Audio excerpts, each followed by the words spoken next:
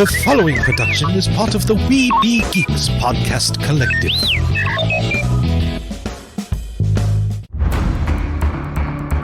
From days long ago, from uncharted regions of the universe, comes a legend.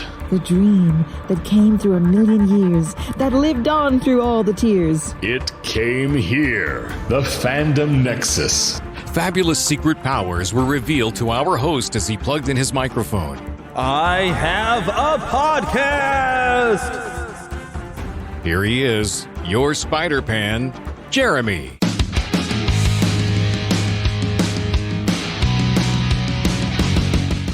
Yes, I am back. I know it's been a while. We did miss a show for a week. There's good reason for that. So I had some show prep I had show prep that was building up for weeks. I had a lot of things that were piling up, a lot of different news, a lot of new trailers and stuff, which I have reduced because of how long it's been. And then I got sick. And I thought I had caught a cold. I had this event at the Civic Arena in St. Joe that I was doing where we were meeting with high school students. And I probably still sound a little off. I think I was talking about it last time. But I was kind of losing my voice while I was there because of talking so much. But I think either while I'm there or from a coworker or maybe when I went to a GameStop to pick up my copy of Spider-Man 2 and there were other people around, I don't know. Sometime I was around some other people, somebody was sick. Now, I thought I'd picked it up at work because one of my coworkers had got a bad head cold. And had stayed home. And then I noticed Saturday when I recorded a segment that I think we're going to get to today. I had a great time talking. We had Philip back on with me, and we talked about actually some of the Christian values and themes that have been in past Disney films. Have a great conversation. That's about 50 minutes of conversation there, so I got to get the rest of the show in 10 minutes, right? No, okay. This is going to be a long show today, but it was a good conversation, and I want to include it, and I know this is our show before Halloween and stuff, but don't worry, I got some scary content for you. So we're going to talk about the Five Nights at Freddy's film, which was just released, and my thoughts on it after I share some news and a few trailers. But I had all this stuff prepared, and then Saturday, after I'd recorded with Philip, I came home, and after a while, my throat just went. And I was like, ooh, I don't feel very good. And then by that evening, it felt like a brick had been dropped on my sinuses. And so I thought, well, maybe I've got that head cold. So I actually worked from home for a while. Then I thought, the coworker who had been sick said antibiotics that I got from my doctor seemed to have worked wonders for me. I said, well, maybe I need to try to get into my doctor, which was hard to do because my new insurance, and I'm part of the KU or Kansas University medical system. It's really hard to get your appointment set up, especially for same day. I had a heck of a time trying to figure that out, even though there's an app to be able to do it. So I went into a CVS Minute Clinic. They tested me for the flu. They tested me for COVID. And after the test came through, they put a mask on me because I have COVID, and I brought it to my wife. And so I'm actually quarantined right now. I've gotten past the initial 5 days of symptoms. I still have a lot of mucus in me, and I think my voice still sounds a little odd, a little different because of it. And if you'll pardon me every once in a while, if I trying to deal with some of the mucus that's in my throat and my face, I still have a little bit. I feel a lot better than I did, and I'm supposed to be able to return to work in a mask, although my mask is going to be a 50-mile stretch of road, 50 miles distance. I'm going to work remotely this week. My wife, unfortunately, will have to return to work and actually be in the classroom and masked. Hopefully everything's going to be fine. She got it, felt worse than I did. I managed to get through it. After I found out what I had, I did go ahead and take some days to rest. So because of all that, I didn't really have much of a voice, so I wasn't able to speak. So I thought, okay, well, I'm not going to do a show. But I'm feeling enough better that I thought, well, I've recorded half of it, so let's go ahead and just get the rest of it together and present to you something and have some fun. So some of the fun, of course, is, what have you been watching? I actually... part of the assignment I've given for Emma for next time we have her on to talk about movies is to talk about Lord of the Rings. And I was like, you know what? I'd kind of like to watch that again myself. And so I watched the extended cuts of the Lord of the Rings and, of course, thoroughly enjoyed watching those. I should probably watch those as a yearly thing. My wife always wants to watch them in September because there's like a Hobbit day because it's the day that they set out from the Shire. And so there's supposed to be a day to watch it in September. But, I'm with the movies, they were Christmas events, for me. And to me, I feel like watching them around Christmas time. Although I'm early for Christmas, sure. But there's some scary elements that go on in the films as well. So I figure, well, that's good for a Halloween thing. We have been watching some stuff for like October fun. I fell asleep watching Blackbeard's Ghost last night and stuff like that. We'll, of course, watch The Nightmare Before Christmas and that kind of thing. So we've been having our fun. And then, of course, what have you been playing? And oh, look, I have some audio for you for what I have been playing. So let me just click this.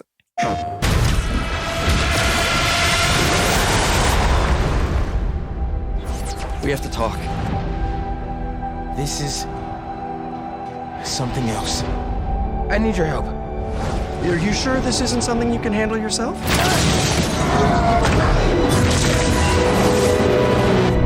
I'm sure. Miles, this is crazy! We call it a symbiote, and it chose you. Get it off of him! Ready for your annual physical? I'm the hero here, not you. What the hell's going on with Pete? You're not yourself. You want to join us?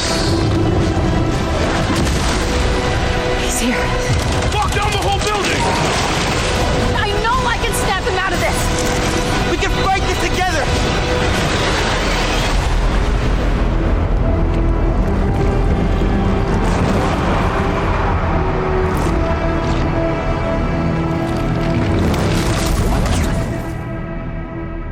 So yes, the Spider-Man 2 game for PlayStation 5 has been released, and I did get it a launch copy. It had some confusion at first because the package had a code in there to unlock my bonuses for getting a launch copy.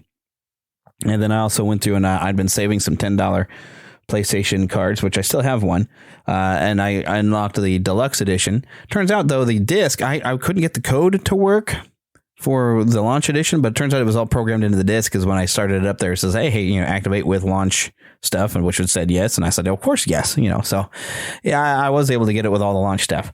I have not yet completed the game. I mean, I did see some people that even before the game was released that they got those early copies and they had every cutscene and every spoiler imaginable already out there and getting thousands, hundreds of thousands of views.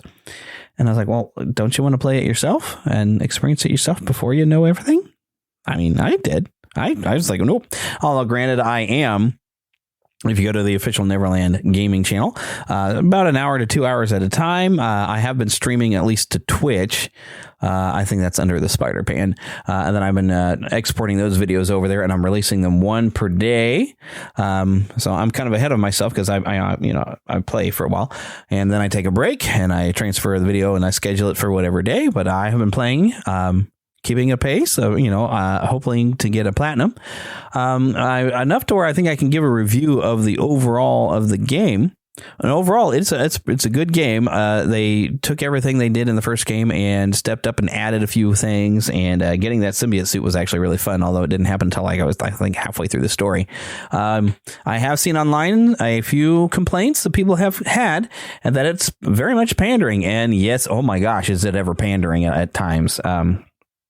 Especially some of Miles' side missions that are for Miles are kind of, they're not like, you play a Spider-Man game, you want to do some Spider-Man things, and he's doing stuff like, I'm just going to throw this out there. He helps two boys go to homecoming, stuff like that. Of course, he has one side thing. I was not aware that Black Cat in the comics has been made bisexual, but that became to my attention because of this game.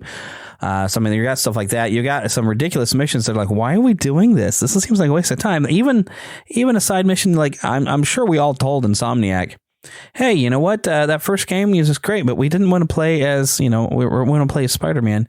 We didn't want to play as Mary Jane.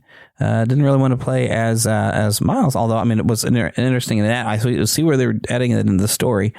And we have some Mary Jane levels again, which I'm calling Mary Jane Solid, because she's. These hunters, which are all, Craven the Hunter's people, are supposed to be so tough and so, for you to deal with. Mary Jane just sneaks through. So long as she's got a taser, and then she eventually gets a web shooter and figures out how to attach that to her taser gun so where she can use a web shooter. Sure, I don't know how she'll learn to do that, but whatever. But yeah, so you got Mary Jane Solid, for anyone not catching the Metal Gear Solid joke I'm making out of that, because it's more stealth levels, but she can take out entire groups of these hunters with her taser. And then it turned into Resident Evil Mary Jane Edition for a while. because another time we played at her, it's not only is she being Mary Jane Solid, Solid Snake, Solid Jane, I don't know. Solid Watson? I don't know. But she gets into a Resident Evil area because they try to put some survival horror elements in there between the lizard and the symbiote and what it's doing. I haven't gotten to full-on Venom yet, but we do get a little nod to Agent Venom. I don't want to spoil it too much here for you. But, I mean, there is some stuff that I'm like, I had to roll my eyes a little bit, especially the worst of it. When we say, hey, you know, we're not really into playing all the other characters. We want to play Spider-Man. We bought a Spider-Man game. There's one point that you're playing as this one character, Haley, who was, you know, if you played the Miles Morales game, you know, it's kind of a love interest for Miles. We go to play as her so we can go and paint graffiti on walls as the deaf girl. And so you can know what it's like to when you can't hear. And I wonder, did we really need that level to let us know what it's like when you can't hear? Or, you know, and the other thing is, they treat what she's doing as, oh, well, this is art. Well, see, if you make a mural, you have to get permission from the people who own the building, don't you? And then it's a mural, and then you can paint a big thing, and everybody enjoys it, and you've done something wonderful. Just because you can paint something nice doesn't mean that you had the right to do it. And the weird thing is, one shop owner, where she first started this thing, his flower shop seems to be kind of an outdoors. And so I'm like, well, the wall that, you know, somebody painted the graffiti and then she painted over the graffiti with a thing. And then she finds a graffiti artist and says, well, I see that you're trying to make some art and you just need some practice. So here, let's do something together. But if you don't get permission from the owner of the property, it is graffiti. I don't care how nice it looks. It is graffiti. And you're actually, you know, that's a crime. So thanks for letting us go commit crimes as a deaf girl. Yeah, we really needed that, Insomniac. So, yeah, maybe I'm being a little curmudgeonly on that, but seriously. We didn't want that. Who asked for that? Oh, I want to go play a level as a deaf girl and paint graffiti or murals on walls. I'm sorry, that's not what I laid down my hard-earned money to play. So I'm hoping we don't have any more where we're playing as her, because I mean, it was, you know, it was unnecessary. I don't know what they thought they were doing, but they're pandering. And how funny their pandering is at the releases in the Middle East that Insomniac, and this has made the news. They took out all anything with homosexuality or any of that. They took it all out of the things going to certain areas. So as I heard one YouTuber point out, it's like, if you're really trying to like change the world or something you think this is doing you good, you would have just kept it in there. But no, it's about money because it's pandering. And it does remind me, I mean, some of the silliness that happened is they were trying to put a Puerto Rican flag in the Morales apartment. And they even have a suit that you unlock, which I thought, you know, I saw red, white, and blue. I thought it looked cool on Miles. I wore it for a while, but I didn't realize, oh, that's supposed to be the Puerto Rican flag. I'm like, oh, okay. But they goofed up. They actually made the Cuban flag. And then people got upset. Puerto Ricans were getting upset. I mean, the Puerto Rican, it's a U.S. territory. I'm not sure why they're not a state. I don't know what's up with that. I haven't got into it, but they're in a U.S. territory. They're not quite Americans, but kind of. I don't know how that works. But they have red, white, and blue for flags and have a star.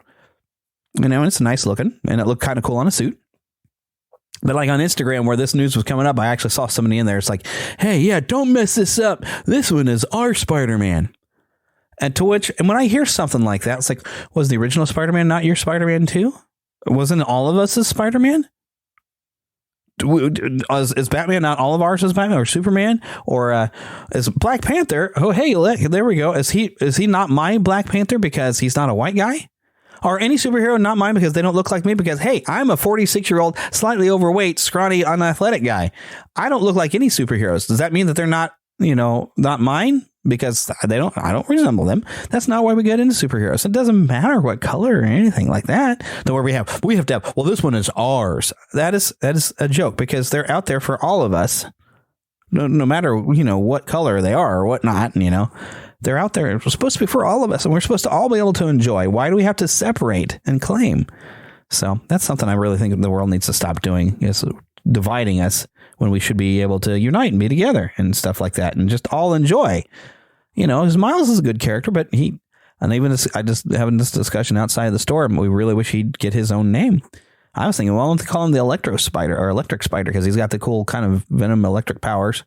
He's a different kind of thing, and he should have his own name and let him make his own way instead of, oh, look, he's also Spider-Man. Because now you have two of them. And in the game, it's ridiculous when they call them each other Spider-Man. It sounds like they're talking about themselves in the third person.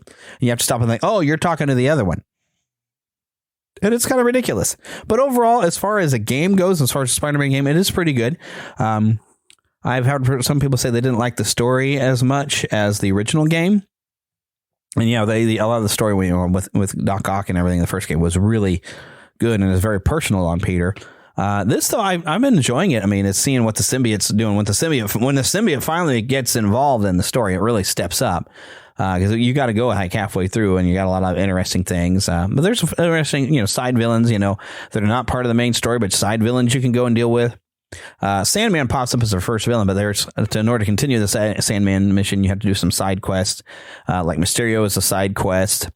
Chameleon popped up as a side quest. So far where I'm at, I haven't gotten a fight with Chameleon. I've just noticed that he's there. So, because you can't have Kraven the Hunter without Chameleon in there. Am I right? Am I right? For those of us that are in the know on the comics, Kraven and the Chameleon, you gotta put them together. Somehow or another, they both have to be involved. Let's see, what other villain have I gotten a fight as a side quest that I didn't have to do? I think that's mainly it. Yeah, I mean, but it's kind of nice that some of these other villains get to pop up as, for doing these side missions, you get to complete stories with some of these other villains and seeing how some of these villains are actually trying to reform. And some other stuff happens with some villains that I did not expect, which probably was not a good idea because, hey, that's a villain you could have used later. Although it's villains we've, gotten to fight already in the previous game and, but overall, yeah, it's still a good game, and they're going to brag about, hopefully they focus on the reason why it sold so many, because they were talking about how many copies they sold. It's like, yeah, we sold that, and you sold that many copies because the first game was just that good, and we have high hopes that this is going to be good, like the first one. It didn't have anything to do with your pandering. But anyways, let's go get into some news.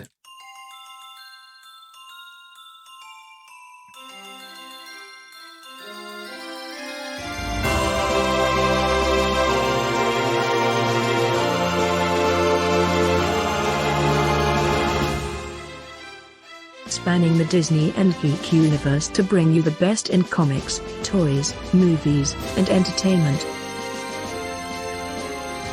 This is news from around Neverland. Alrighty, so I've narrowed down a lot of the news that I was going to talk about, but one is because, heck, I'm a Kansas City guy. And this was actually, the story actually popped up like October 12th, and this is from KSHB, which is one of our channels. But over 101 years after its initial construction, Thank You Walt Disney Incorporated looks to reimagine the Laugh-O-Gram studio for a new generation. Key components include immersive museum, state-of-the-art teaching facility, co-working space, as well as theater and lecture hall. So that's, what we know, right, of what was going on with. And there was an initial grant given to Thank You Walt Disney to rebuild the Laugh-O-Gram studio here in Kansas City. But now they've got a grant to help fund a movie and the renovation. So this was a $5,000 grant awarded from the Missouri Humanities Grant. And this is going to Thank You Walt Disney. This is for a film for educating local and national communities to the critical role the Laugh-O-Gram studio played in animation history. Now, those of us who are Disney fans, or previous Disney fans or vintage Disney fans, we know about this, right? But this is cool to actually make a documentary here locally. The former McConaughey building is at 31st and Forest Avenue, briefly housed the animation studio for Walt Disney's Laugh-O-Gram films, including known as the Cradle of Hollywood Animation. And if you've been to my Planet Comic-Con presentations, you'll know why it can be the Cradle of Animation, because so many animators left here and did big things out there in the world of animation in those early years. Okay, so the next thing, and Thundercats getting a new series from Declan Shalvey and Drew Moss. And this is a comic, which I'm not sure if it has released already because it's been a while. This is coming out through Dynamite Studios. Dynamite Entertainment has already done some big deals with Disney. Now it's doing similar deals with Warner Brothers Discovery, leaving Marvel and DC scratching their heads wondering just what is going on here. That is what it says here on bleedingcool.com. So this is some of the writers Moon Knight writers, Declan Shalvey and Drew Moss. It's original story set in the earliest days of Third Earth. And this is apparently continuing with the Flintstones, Powerpuff Girls, Space Ghost, Johnny Quest, The Wizard of Oz, We Bare Bears, all this kind of stuff coming out through Dynamite, where they've gotten all this licensing. But we have a new comic book and probably a reimagining of the Thundercats as created by Tobin Wolfe, and a cartoon that ran from 1985 to 1989. animated by the Japanese studio Pacific Animation Corporation, co-produced by Rankin Bass Animated Entertainment. This was, of course, released back in 2011, and then 2020, Thundercats Roar. We just ignored that one existed, the Thundercats Roar. But so we've got a comic book coming. I'm not sure when it was supposed to have released. It may already be out there now. Those of you who are looking into this, go and check it out. There's some cover art up bleeding cool. But this has been a while since I found this article because I haven't been able to put a show out. So we missed out some things. Next big news story, Charles Richard Mall, also known as just Richard Mall, passed away just this weekend. He was known for being Bull Shannon. His full name, Aristotle Nostradamus Bull Shannon. He was a bailiff on Night Court from 1984 to 1992. Those of us that are fans of the Batman the Animated Series will know him as playing Harvey Dent in Two-Face. He did a lot of voice work.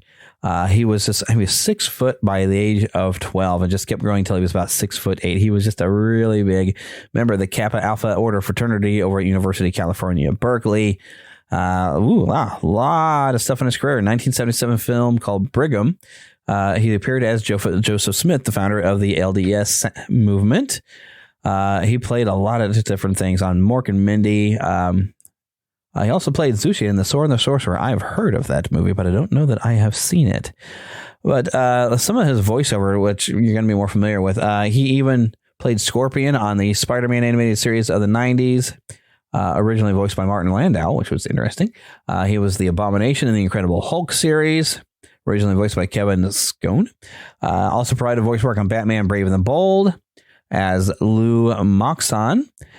Came, of course, as Two-Face, Mighty Max, lots of different voice work. There's a whole list of different things, and he's always was such an entertainer. Even you might remember, I think that's the first movie I can think of. Oh my goodness, this list of cartoons, this television list is amazing, and even some video game work here. Fallout from 1997. There was an Incredible Hulk Ultimate Destruction, but I think the first movie I remember seeing him in was the Flintstones movie. There's probably some other movies other than that. Because I guess going back to that, Brigham was a movie, but Caveman, he played in Abominable Snowman. Caveman was an old movie from 81. I think I remember seeing little bits of. House, like the original one, there was a couple of those. They were kind of horrors and a little bit of comedy. A Loaded Weapon 1, I think that was a parody. Lots of different movies. I'm trying to find other stuff that I actually recognize. I think he did a lot of comedies, because Snide and Prejudice. Casper, Spirited Beginning, Casper Meets Wendy. A lot of different Scary Movie 2. Lots of different movies. He was just such a great entertainer and was just so funny, and used his fact that he was like 6'8" to his advantage to make us all laugh. And we definitely appreciate him for it. I do want to go through and mention we have a new sponsor called Dubby. And I have links if you go to neverlandpodcast.com, or if you go to dubby.gg. And when you enter the code Neverland to get 10% off your order, they have energy drinks, and this is different. It's like I think it's like a mix. I need to order. I'm supposed to get some free samples so I can try it out. There's a starter sampler pack that you can get like a water bottle, and you can mix the powder in. So it's like a mixed drink, but it's energy drinks that they promise no jitters. So they've called it a neurofactor. It's a patented all-natural coffee cherry extract to help fuel you. This ingredient is what gives W its laser focus and fast reflex effects, making it perfect for gamers. They've handpicked what they believe to be the 10 most critical ingredients for focus and concentration. W contains important aminos and vitamins that canned energy drinks simply don't have. And they even, I think you can buy t-shirts and stuff here too, because they've got all this different kind of merchandise. But once again, go to w.gg and use the code Neverland to get 10% off your order. Or to save you some time, go to neverlandpodcast.com and use the links you'll find there. It'll take you right in there and get you that stuff. And like I said, I need to order me some, but I've been out of commission, so I haven't gotten a chance to get some. But now, while we're taking this sponsored break, let's hear a few more words from some other sponsors.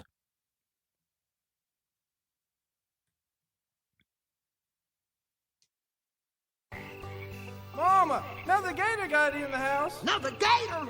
give me that sugar. Come here. Get him on! Get that The Neverland Trailer Park. All right, another year, another batch of 5th grade head cases. Let's just get through it. I hope everyone's met our class pets, Leonardo and Squirtle. I'm not touching those things. Don't they eat, sleep, and poo in the same place? Hey, I poo where he sleeps. That lizard looks pretty old.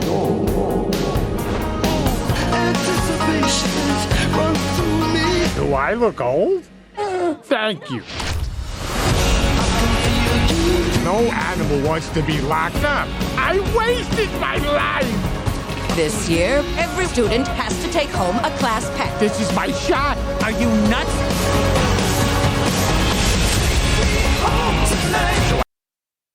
Okay, I was going to pause this right here, mainly because, there's too much copyright music going on, and I don't want to have the problems with that. Granted, I mean, this is a trailer, but it's using so much licensed music that it's just going to cause me problems for the podcast, especially when I share this over to YouTube for anyone who wants to listen on YouTube. But this is a movie called Leo that's coming to Netflix. It's from Adam Sandler, and you might have recognized his voice. He shares a terrarium with a turtle. He's playing a lizard, a 74-year-old lizard, and has a terrarium mate who's a turtle, voiced by Bill Burr. And he has a new lease on life as the class students are required to take him home now.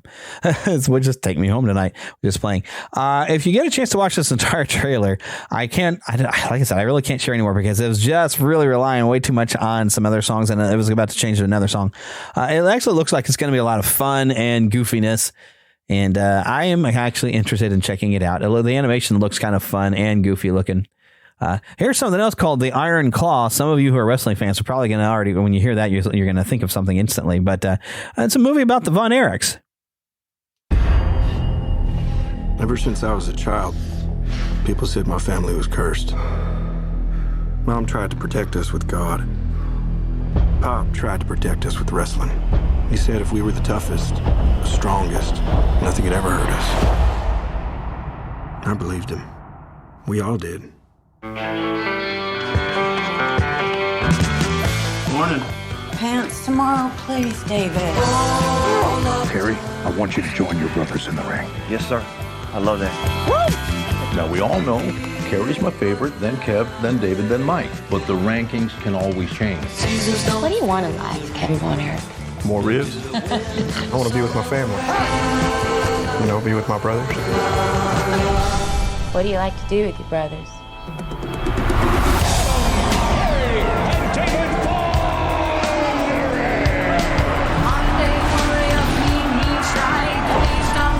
Together, we can do anything. We're here to restore justice to the Wrestling Federation that our father built with his own two hands. The hands that were passed down to us. The hands that will deliver the Iron Claw to you. So what do you think? Like we're alive. I love your family, Kevin.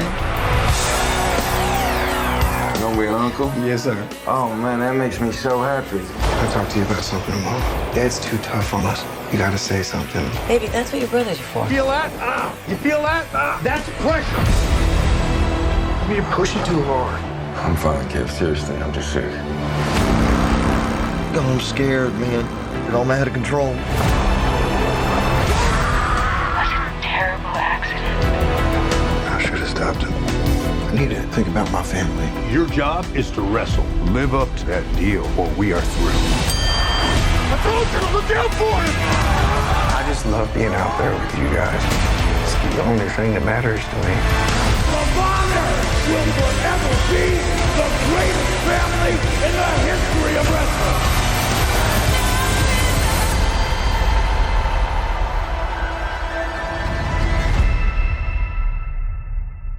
Never has Rush kind of just seemed to fit so good into a movie trailer.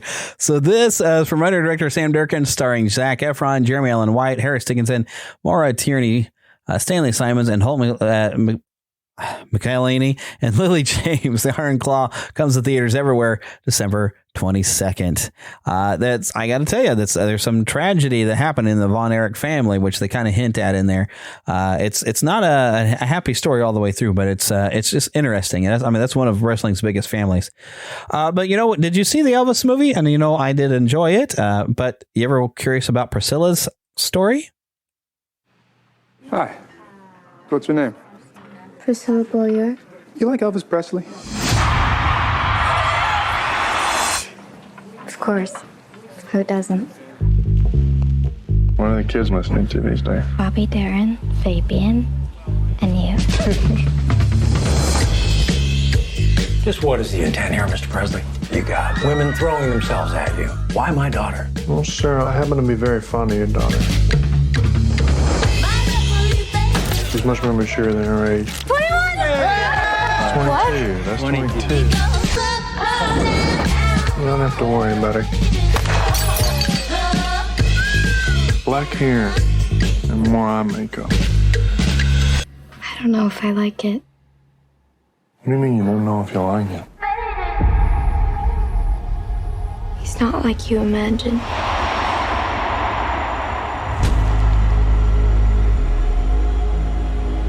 You know, there's a lot of rumors about you. Was there something you're hiding? Oh, God. I need a woman who understands that things like this might happen. Are you gonna be here or not?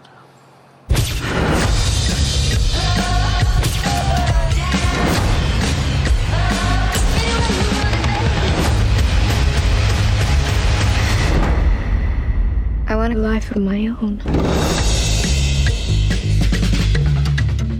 Coming to theaters November 3rd, Priscilla telling her side of things, which, you know, it was not all wine and roses. We already know that Elvis had enough of his troubles, but her perspective, and hopefully they did work with Priscilla in making this. I know Priscilla did kind of sign off like on that Elvis movie. Did enjoy it. And, you know, she still was fond of him, but yeah, he had problems and she needed to get away from him, I think, at some point. It was not a really great marriage in a lot of aspects, a lot of infidelity. This trailer, this is coming out now, December 15th. That's the next one. The trailer came out a while back, but this is the second trailer we got for Wonka. Like I said, it's December 15th, and I'm actually pretty excited.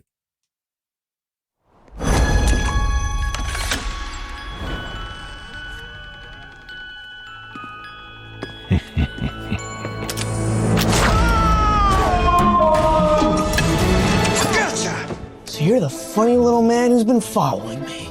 Funny little man? How dare you? I will have you know that I am a perfectly respectable size for an Oompa Loompa. An Oompa what now? In fact, in Loompa-land, I am regarded as something of a whopper. They call me Lofty. Sorry. Ladies and gentlemen, greetings to you all. My name is Willy Wonka. You see, I'm something of a magician. Prepare to be amazed. I'll tell you, Pop. Inventor. May I present Willy Wonka's wild and wonderful wishy-washy Wonka Walker? Please don't make me say that again. And chocolate maker. The best chocolate in the world. Ooh. He's good. Too good. And anyone can afford them. Even the poor? He doesn't like it when people say poor. Send Wonka a message. Do not sell chocolate in this town! You're gonna get more than a bonk on the head. I love a bonk on the head. What is with me today? You should stand up to those bullies. Give them the old 1-2.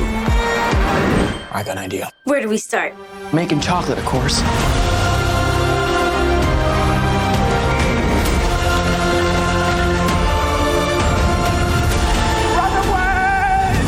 Every good thing in this world started with a dream.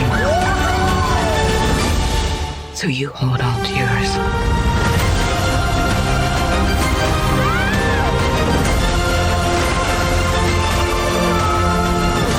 I guess it's time to change the world.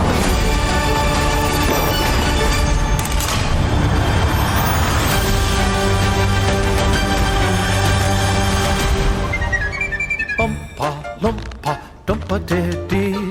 I'm not in premium economy. Good night, sir. I am going flat. Huh. What is it? Nothing. Well, it's obviously something because you said, huh. Forget it. Very well. Huh. Oh, you did it again. Tell me what it is, or I shall poke you quite viciously with a cocktail stick. Now, originally when I heard they were going to try to do a prequel to Willy Wonka, like the original movie, I thought, oh, no, you really can't do it. But then getting a look at what they've done, I must say, I got excited for it. And there's that second trailer. It looks great. A lot of fun. I'm pretty much looking forward to that one. And here's something else. There's some more fun stuff coming around Christmas time. This is called Candy Cane Lane. It's Eddie Murphy.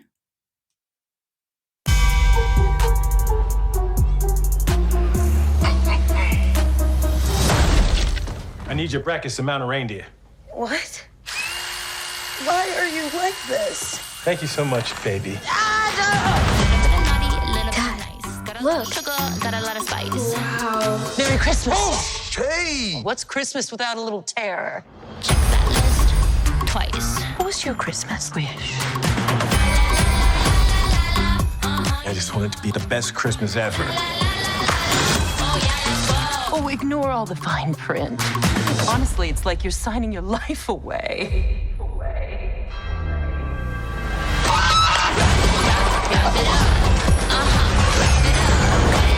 This is crazy. Hold up, that was your wish? Not like, I don't know, world peace? End hunger. And homelessness? Stop climate change. Save the polar bears? New Drake album. Oh. I love Drake. Point taken. Oh my God! Ooh, look at you, hot stuff, looking like a tall drink of water. I'm enchanted. December 1st, coming to Amazon Prime. Oh, I need to stop. It's got an ad for Amazon Prime going on here. Eddie Murphy stars in this holiday comedy adventure about a man on a mission to win his neighborhood's annual Christmas home decoration contest. After Chris, played by Eddie Murphy, inadvertently makes a deal with a mischievous elf named Pepper, played by Jillian Bell. To better his chances of winning, she casts a magic spell that brings the 12 days of Christmas to life and wreaks havoc on the whole town. At the risk of ruining the holidays for his family, Chris and his wife Carol, played by Tracy Ellis Ross, and their 3 children must race against the clock to break Pepper's spell, battle deviously magical characters, and save Christmas for everyone. So those of you that have Prime, you'll have access to this. I don't know if I have access to Prime through like my phone thing or not. I don't know. I don't think I have Prime, but that looks like it's going to be fun. So those of you with Prime, check it out and let me know what you think of it. Something I do have, though, is Disney Plus, and we get a second season for the Santa Clauses. What I do. Here we go. Come on. How did you enjoy that? He passed out. Huh? Oh. He's making a list. The best part of Christmas is spending time with your loved ones. Checking it twice. Which is why I'm so geeked to turn Santa into a family business. I want Sandra to be in charge of the reindeer. Oh, yes! And I really believe that my son, Cal, has what it takes to be the next Santa.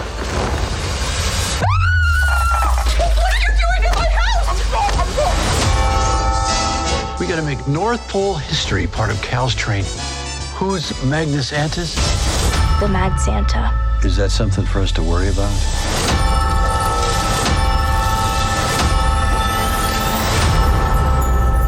Santa? I am Santa, the rightful Santa. The Santa who occupies the North Pole now is a fraud. Ho, ho, ho. Time for a little Santa magic. Revenge will be swift and sweet. I am Santa, after all. Merry Christmas! I don't know if you know this or not, but I was wrongly exiled from the North Pole. I was very mean and very unfair. Yeah, you might have mentioned it. Our family is full of magic. We can handle this. Gary! Get my jetpack! Gary, get my jetpack. Gary, find the nutcracker. Gary, stop eating pudding out of the trash. When does it end? They're heading straight for us. Whoa, what is this? It's a Santa blaster. A little uncomfortable knowing we have a weapon at the North Pole called a Santa blaster. That's hilarious.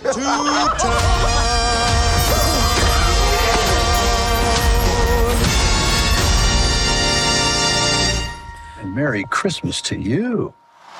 2 episodes coming November 8th, which hopefully that's giving me something to watch on Disney Plus, because I could mention that I did watch 1 episode of Loki. It was very weird and confusing, and I was like, it didn't hold my interest. I watched 1 episode of Ahsoka, and I didn't like it. So maybe, hopefully, this returning will be giving me a series to watch. I'd still rather have a lot more vintage. Wish they're getting more vintage day after day, more different stuff. I keep finding new vintage things being brought onto Disney Plus. So maybe they're finally figuring out that that's what we wanted. All right, so I got one last trailer here. This is for the season 4 of The Chosen.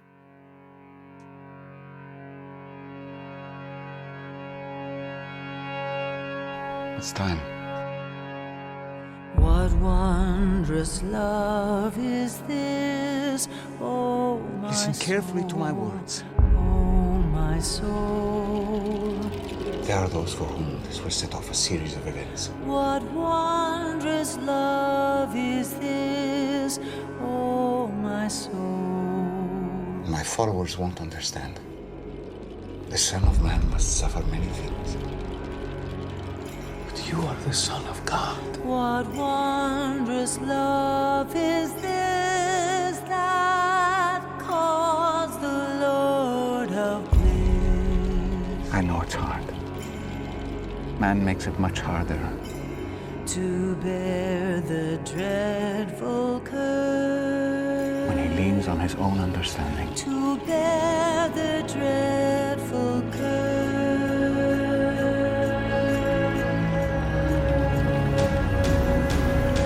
I dread what is to come.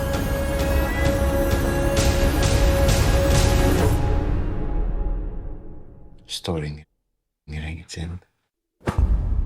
For my soul. All right, so this 4th season, it says clashing kingdoms, rival rulers, the enemies of Jesus are closing in while his followers are struggling to keep up, leaving him to carry the burden alone. I still have only gotten to really watch, I think, most of the 1st season. I haven't finished. I need to get through and just watch it all. I'm falling really behind. But it looks like we're getting up to the crucifixion. And the interesting thing is the Chosen series can go on past the crucifixion because, I mean, you can dive right into like the book of Acts, because this is about not about Jesus so much as it is about the people he chose, and it's about the apostles. And the story of the apostles goes on and really begins after Jesus is gone, and when they get empowered by the Holy Spirit and they go out amongst the world and follow out Jesus' command to spread the gospel. And so, I mean, this thing could keep going. All right, I have a movie review for you. Want to see a movie? Yeah, any good? It was bad? I'm fuzzy on the whole good-bad thing. My eyeballs could have been sucked from their sockets. I like it a lot. The best movie ever made. A Fandom Nexus movie review. Five Nights at Freddy's is a video game series and media franchise created by Scott Cawthon. The first video game of the same name was released August 8th, 2014, and the resultant series has gained worldwide popularity, and that's what it says on Wikipedia. So, you know, I think we mentioned some of the stuff about Five Nights at Freddy's when I think I got a chance to see the first season. I think I did a little bit of research on the game series because I haven't been a big fan of the games. I've played a little bit of, I think, the first one on my mobile phone, and there are some, you know, some areas of the game that just didn't seem to make sense to me. Like, why have we got such a limited power, and what's going on? Why are we guarding this place anyway? You know, but it really caught on with the kids and now teenagers and even some young adults. And, you know, it is pretty good quality. Now, Cawthon previously developed some Christian-oriented games and eventually used some of the feedback to make something intentionally scarier, because he had made something that was unintentionally scary. So then he came up with a different thing, and with some crowdsourcing on Greenlight, actually managed to release Five Nights at Freddy's out there on Steam and for mobile and stuff like that. And it has grown into a big phenomenon. And so now he's finally gotten to have a movie which stars Josh Hutcherson and Piper Rubio and Elizabeth Lail, Matthew Lillard, Mary Stuart Masterson, and a lot of other people that I wasn't really familiar with. A lot of these other actors, a lot of child actors and stuff. That's very important. This was written by Scott Cawthorn with Seth Kudabak and Emma Tammy, I guess, I guess it's Tammy. Which I think they did have a bit more influence over the writing of the screenplay. I'm sure he came up with all the story concepts and went from there. But there was some language, mild language, but still some language in the film. I was expecting when I saw this, it was going to be similar to Gremlins. And it might be, a little scary, but mostly kind of fun, a bit of a sense of humor to it, and pretty much clean. That is not what this movie was. It is straight up a horror film. It has the critics have not been kind. It's got like a 27% on Rotten Tomatoes from the critics. I'm not sure what the fans are saying right now, other than I looked at a few fan reviews and they seem to like it. But I think this movie was really made for the fans of the game series. And I'm sure the fans of the game series are probably just loving this. I thought it was pretty good. But the thing that I would say the critics were pointing out that I haven't read their thoughts, but the tone keeps shifting because it has moments of levity that it don't seem to fit in. It doesn't make sense because like the animatronic characters or robotic characters are controlled both by the children they are possessed by and also by the person who killed them. And they keep switching personalities. And so you have, at one point they're like, oh, we're going to have fun. Let's play. We're going to build a fort. Do. Hey, fun. Oh, then we're going to be killing you. They keep going back and forth, and it's the tone keeps changing. And at one point you're thinking, well, maybe the only people getting killed are some bad people who break into the place. But that doesn't get in there. Oh, I'm sorry. My phone's going off telling me my blood pressure is high because I've been drinking orange juice here, trying to get some vitamin D into my system. Pardon me if you heard that. But the tone keeps shifting, and there are some people they killed that seem fairly innocent. Like, wait a minute, why this person getting killed? But it has to do, I think, with the real bad guy. And I think if they could have focused the bad guy on one particular character, and that's the only character we see killing anyone, then it would have made sense. But it goes kind of weirdly back and forth and everything. But really, in the game, any one of these animatronics could come and get you. So I guess they're keeping with that idea. Overall, I think it's worth watching. And if you're a fan of the games, you're probably just going to love this and watch it repeatedly. I don't think I would, I told my wife that I don't think this has become part of my regular October viewing when I'm looking for something slightly spooky. I don't think I'm going to watch this regularly, but I did enjoy it. And I was kind of interested in the story. It felt like tonally it was all over the place sometimes between not sure whether we're going to make it Gremlins where it's, oh yeah, we got these little monsters, but hey, we're going to have some fun with it at the same time. It felt like it wanted to maybe do that, but then didn't. So I don't know. It seems like it just didn't quite hit the mark of what they were trying to do.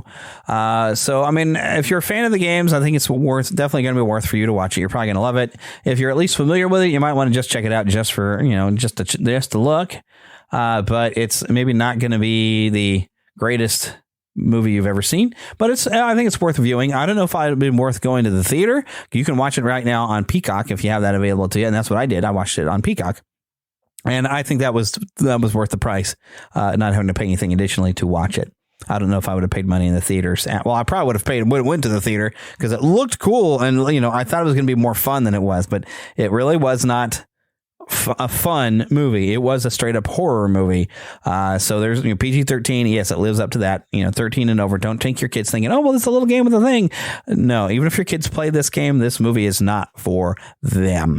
They try to keep the level of violence that you see on screen down, but there's some blood and you get to see some results of what happened to the bodies after something horrible has been done to it. And it's really not appropriate for anyone under 13. And I will emphasize that right now. Okay.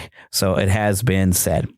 Okay. Now I'm going to turn the corner real quick and I'm going to read something. You're going to hear me in my conversation with Philip it's like I wanted to read these to you again. And I'm going to read. These are quotes from Walt Disney.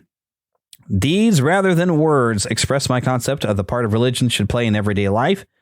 I have watched constantly that in our movie work, the highest moral and spiritual standards are upheld, whether it deals with fable or with stories or living action. And another quote, I ask myself, live a good Christian life. Towards that objective, I bend every effort in shaping my personal, domestic, and professional activities and growth. Also says, I believe firmly in the that's a rough word for me, efficacy of religion and its powerful influence on a person's whole life. It helps immeasurably to meet the storm and stress of life and keep you attuned to the divine inspiration. Without inspiration, we would perish. There you go. 3 quotes directly from the man, Walt Disney, that led to this next conversation.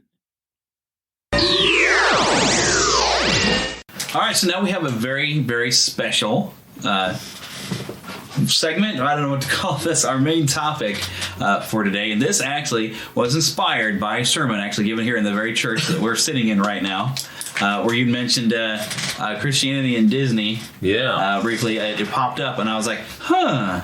So I was still paying attention, doing my job there in the back, but I'm also there with my laptop, and I was like, you know what? I bet I could find a lot of Christian references in classic and vintage Disney.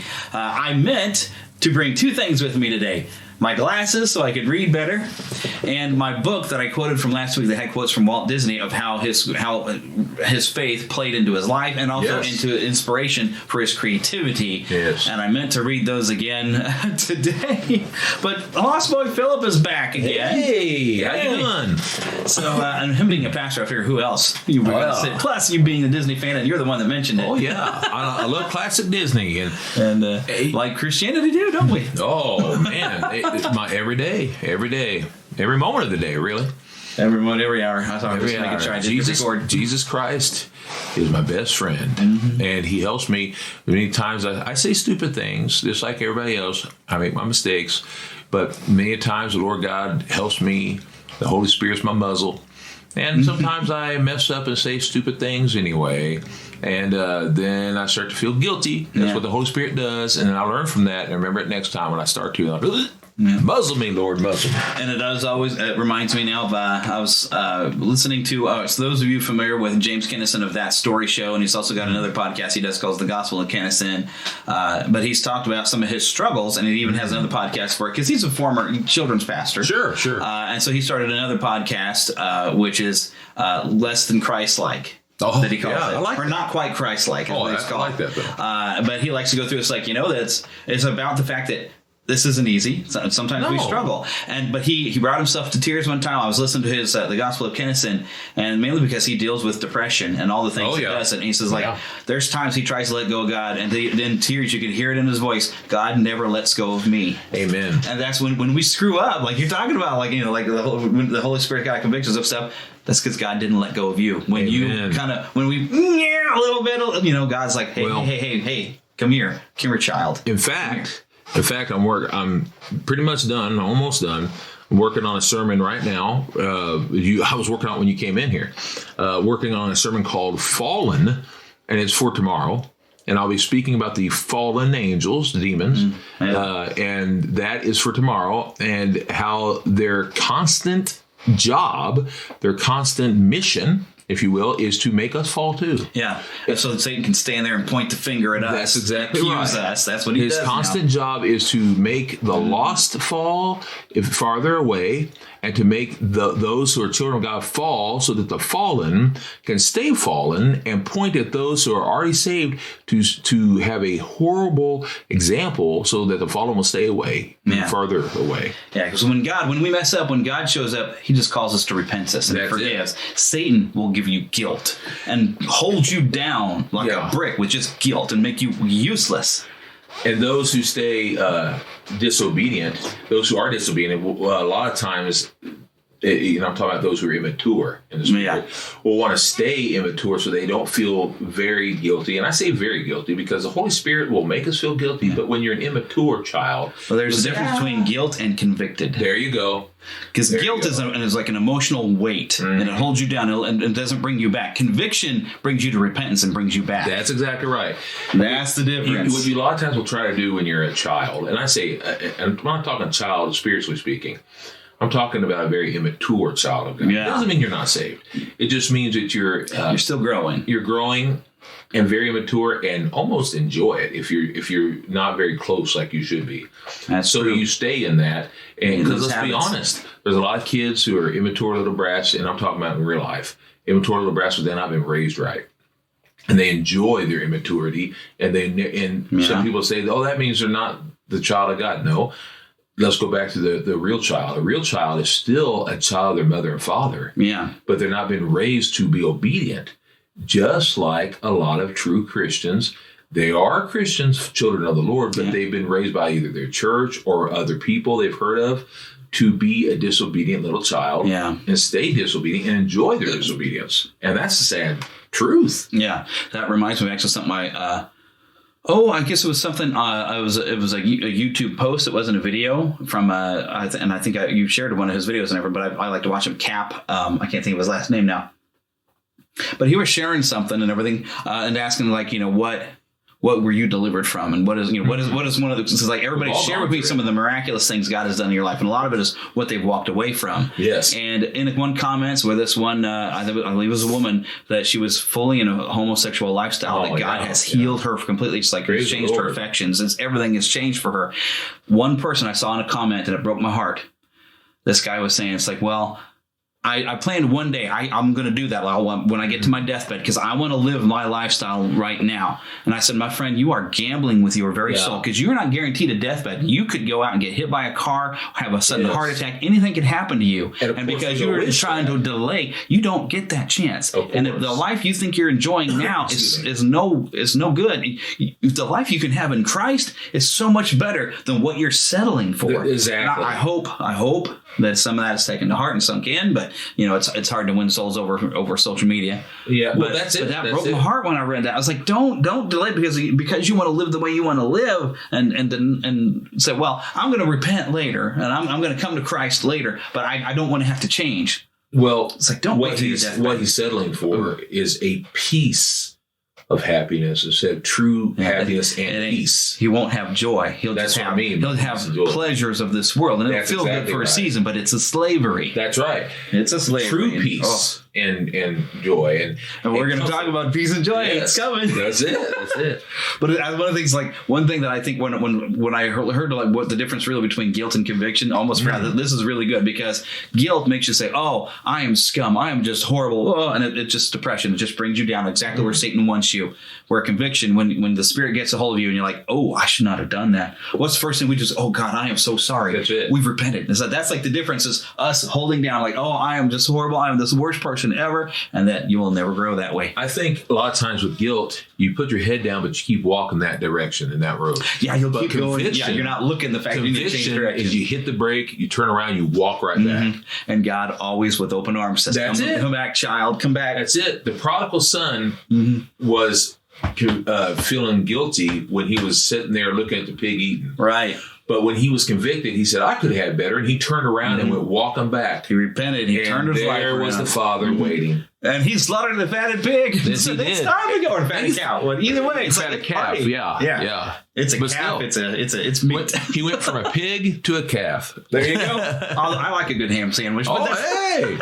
But I like a good hamburger better. Ooh, you know what? Ham with a hamburger with some ham on there. Especially some good sausage. Ooh, I could probably eat a sausage burger. There you go. You can make some pretty good sausage out of beef. No, that's a sermon right there. Some seasoning. You went from ham to beef. Ham to beef. Where's the beef? McDonald's Burger It's at home. All right, some of us get that joke if you watched our fan film. Okay, but anyway, so we hope you enjoyed that little mini sermon. But we were going to talk about the Walt Disney Company and the product that the Disney company put out through the years, and where you could find faith in it. And I found a few articles about it. And we got to make sure we tell where they get the articles from. But the one thing that I'd almost forgotten about this, because I love this. Like one of my favorite films that they did was Lady and the Tramp, and I remember when we rented it, we watched it back to back like 2-3 times. I love Lady. I got a little book of it. I love that one. But the opening of that movie. Tremendous. When I was a kid, I didn't pay attention to the lyrics of this opening song. But then when I watched it as an adult, I was like, whoa, wait a minute. And I looked up the lyrics, and I found it on the Disney Fandom Wiki. It's a song they called, what is it? Night of Peace, or hang on. Peace on Earth is the name of this song that they wrote. It is meant to be sort of close to the melody. It was based around Silent Night with different lyrics. And here's the lyrics that somebody wrote. Silent as a snowflake in the night, holy is the spirit of this night. All the world is calm and peaceful. All the world is bright and joyful. Spirit of love and child of peace. Love unending that shall not cease. Peace, my children, of goodwill. Peace, my children, peace. Be still. Every time I read it, and at the end of the film, it goes back to that. I don't know if it's the same song exactly, but you hear it again because we go to it's a year later. It's Christmas it goes again. back to that same feeling. And when I saw it the first time all the way through, because you understand that now, first of all, when you're a kid, a year seems like forever. But we never got to see the films like over and over and over again because you didn't have VHSs right away. That took a while. And Betamax was expensive. Oh, heck yeah. But also, what they did back then was they brought them out for rent, but then they would save some golden classics for a while and put them out in the theater. And then, which it kind of made them more special, though. Yeah. Certain ones, And then they had like that one, Snow White, Pinocchio, certain ones that Cinderella, they would save them for it'll be locked away for another generation. That's it. Another generation then was every 5 years. But you're right. But 5 years seemed like an eternity when you're a little boy. When you don't get to watch them all or the time. a girl. Yeah. Yeah. And we had to wait. And I remember that one came out when I was 10 years old at the theater, and I finally could see it for the first time.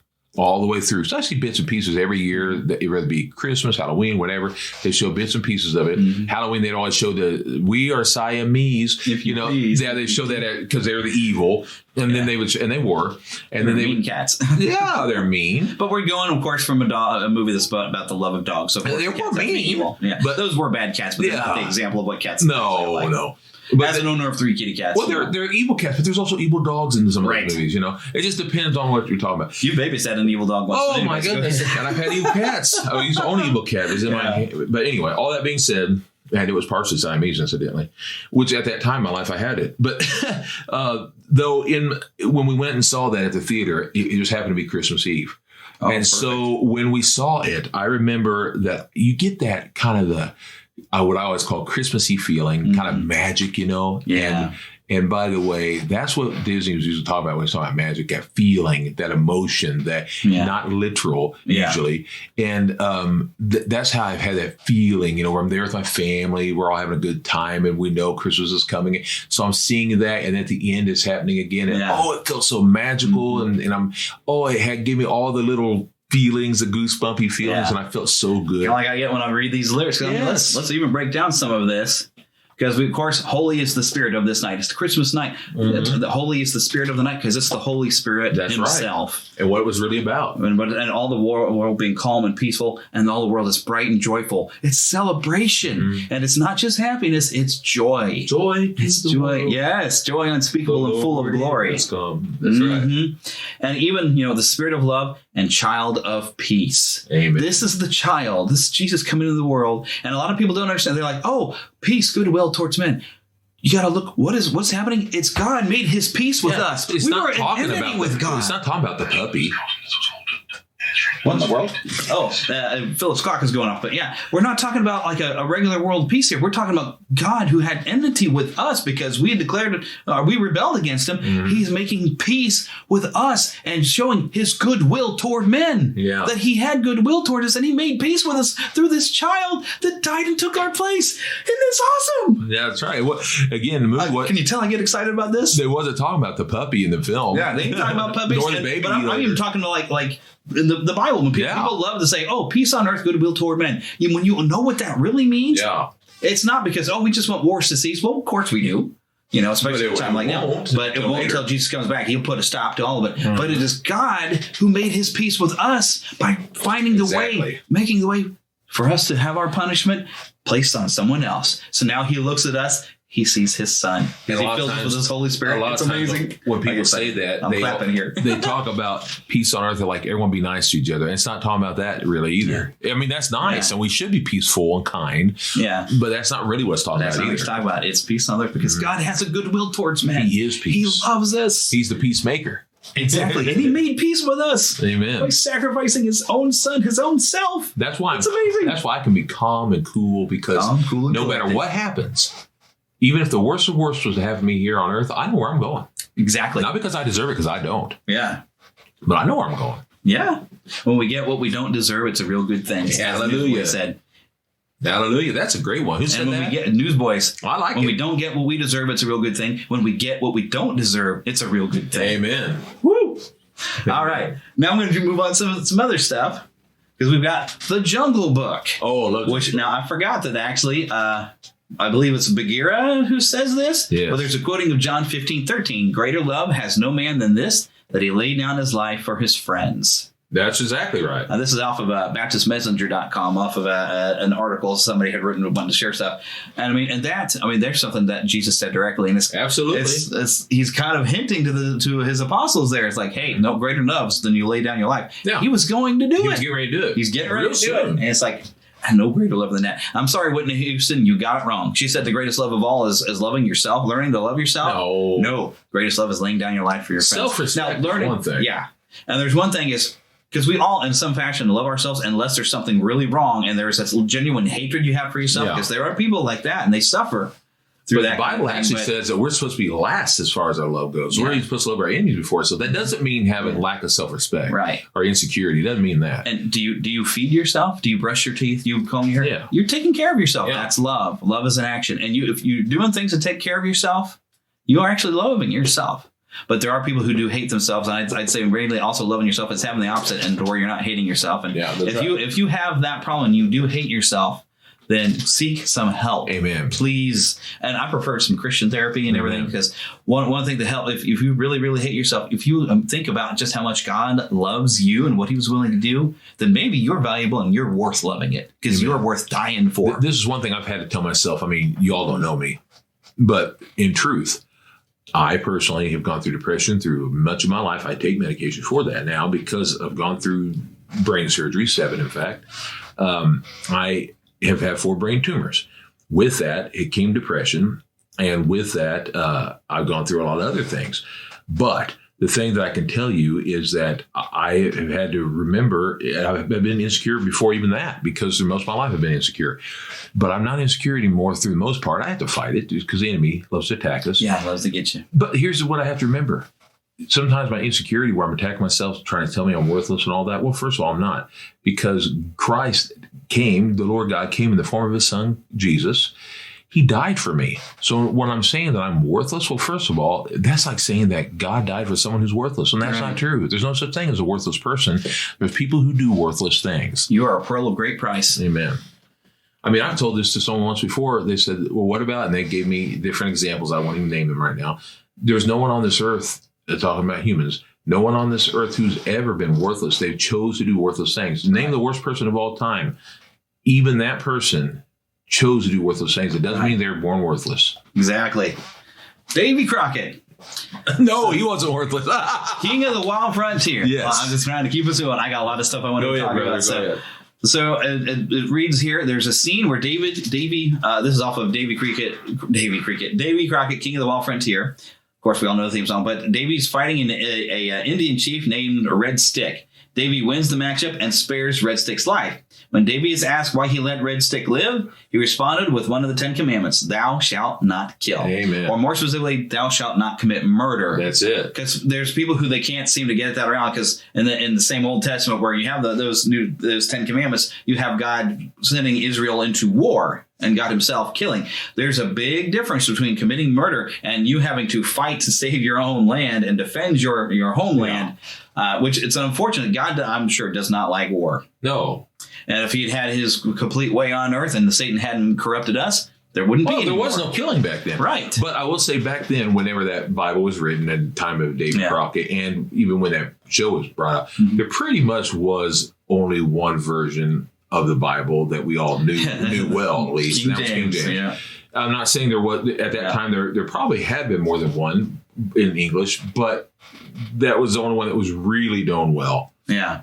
So, and there's never anything wrong with showing mercy. Because if you win the fight and you don't have to kill them, don't kill them. And show mercy. People a lot of times back then would say that's a weak man. No, it's not a weak man.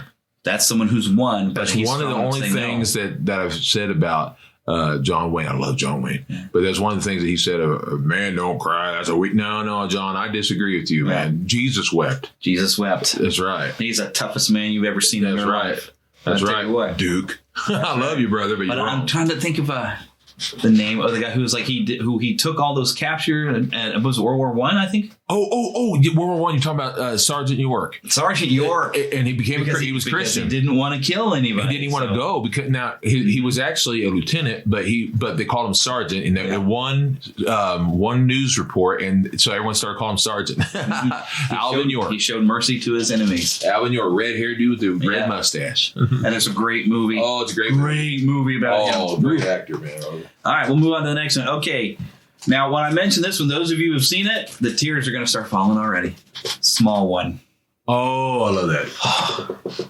And I didn't know about it until I heard about it. I think Disney Plus does have it. And it's one of the Don Bluth's animated. Was that it's 70s or 80s?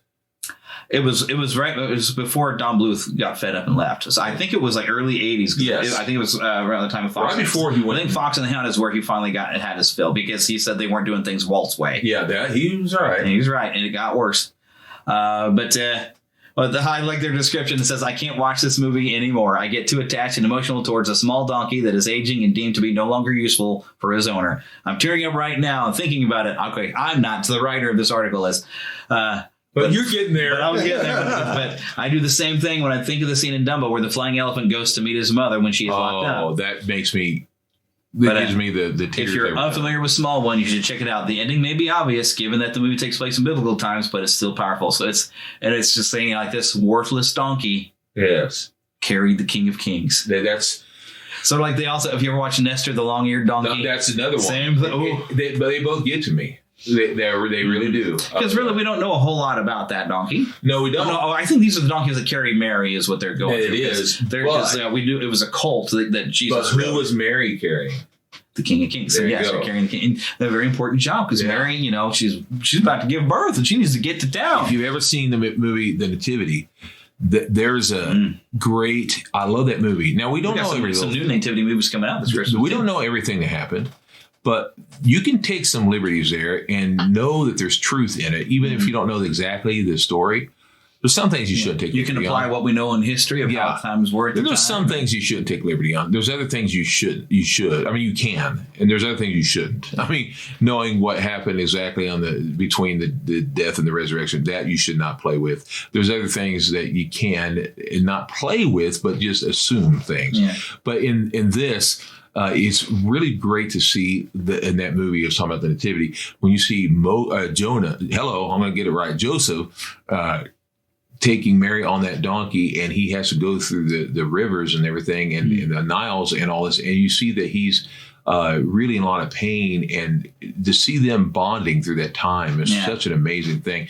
And seeing that donkey, even it's amazing to think because it seems so real. It fleshes it out. It seems so real and.